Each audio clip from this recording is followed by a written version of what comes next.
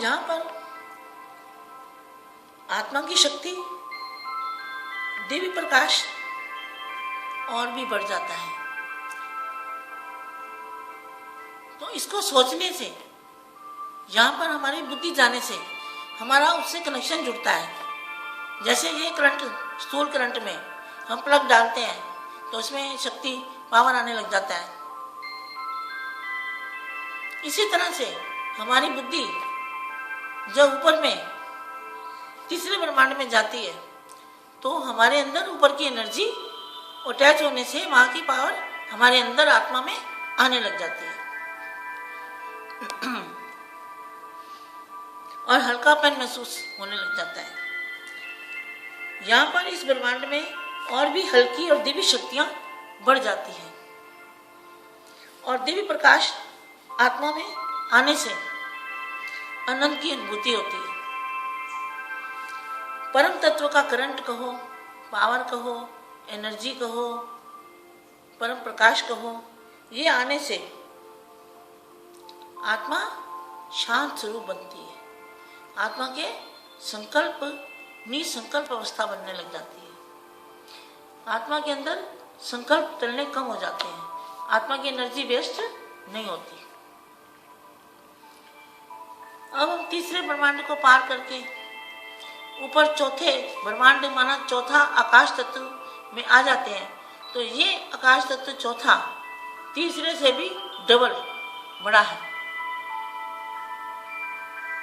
अब इस ब्रह्मांड में पावर सूक्ष्म और भी सूक्ष्म है और भी शक्तिशाली है और भी ब्रह्मांड का जो तत्व है वो पावरफुल है। वहाँ की सोच करने से, हमें विचार करने से हमारी आत्मा के अंदर अथाह शक्ति आने लग जाती है और ये ज्ञान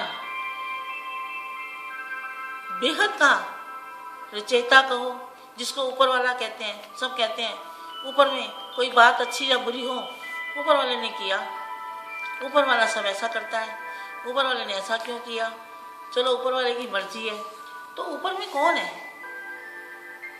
कौन है ऐसा ऊपर में जो ऊपर में रहता है? क्या जो ऊपर में रहता है, क्या वो धरती पर कभी आता है? ये हमें सोचना चाहिए, इसके बारे में भी विचार करना है। अब हम इस ब्रह्मांड को पार करके और चौथे ब्रह्मांड में आ जाते हैं।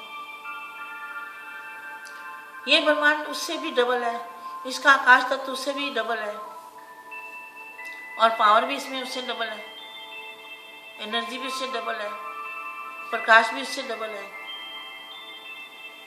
अब इससे हम अटैचमेंट होती है हमारी, तो हमारी आत्मा के अंदर यहाँ की पावर भी आत्मा में बढ़ने लग जाती है।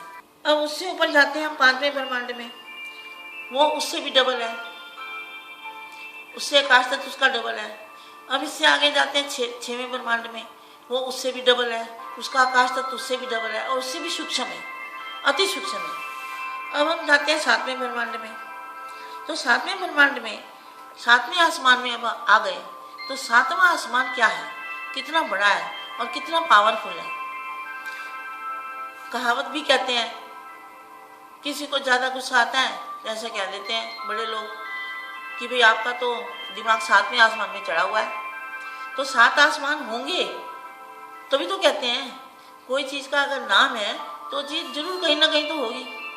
तो सातवां आसमान पार करने के बाद हम ऊपर चले जाते हैं, जहाँ पे अविनाशी दुनिया है। क्या? जिस दुनिया का विनाश नहीं होता। ये दुनिया उस दुनिया की छाया है जिस पे हम रह रहे हैं।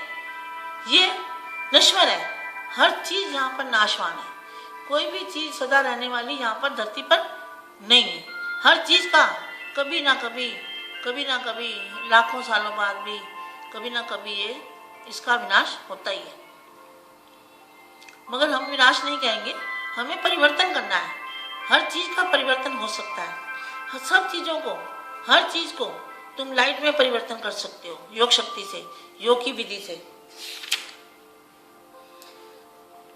और यहाँ पर ऊपर में हमारा बुद्धि से जब हम अटैच होते हैं तो यहाँ पर की जो शक्तियाँ हैं, इस आकाश तत्व में जो पावर है, इसको परम परम परम परम परम आकाश कहेंगे, उसका भी सूक्ष्म रूप।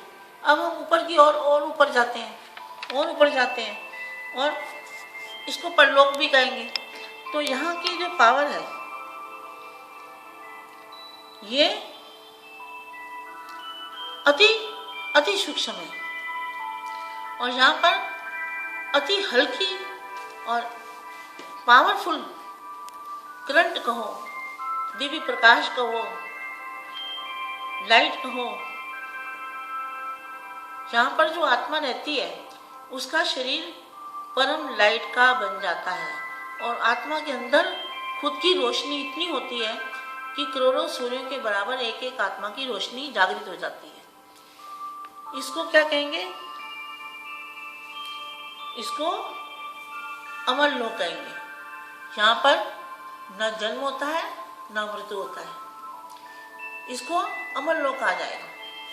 तो अमर लोक में न जन्म होता है न मृत्यु होता है। यहाँ पर करोड़ों करोड़ों सूर्यों की रोशनी एक एक आत्मा के अंदर होती है।